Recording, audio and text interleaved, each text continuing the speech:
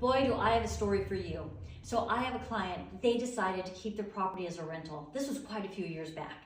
And they kept it as a rental. They decided, hey, you know what? I don't really like being a landlord. So they wanted to sell that rental property. So they gave me a call after they'd had it as a rental for 2 years and about 6-7 months.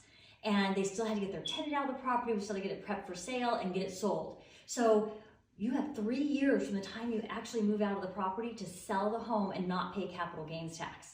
So what we had to do by the time we got the tenant out, because they weren't real thrilled about moving, and we got the house all ready for sale, we didn't have very much time to actually get it sold and closed.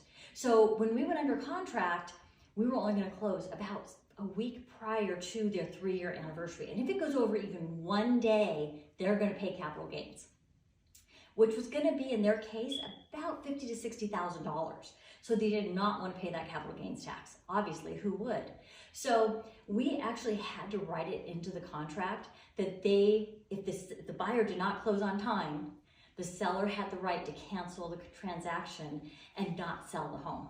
So fortunately for the buyer and the seller, we were able to close on time. There was no issues, but that's something you really need to think about, because if it would have gone just 1 day over that 3-year anniversary of them moving out of the house, then they would have owed $50,000 to $60,000 to our favorite person, the IRS. So you want to make sure that if you are not going to keep your primary residence as a rental for more than a few years, that you get that property on the market, giving you plenty of time and plenty of wiggle room, so you're not so stressed out trying to close less than a week prior to the actual 3-year anniversary date.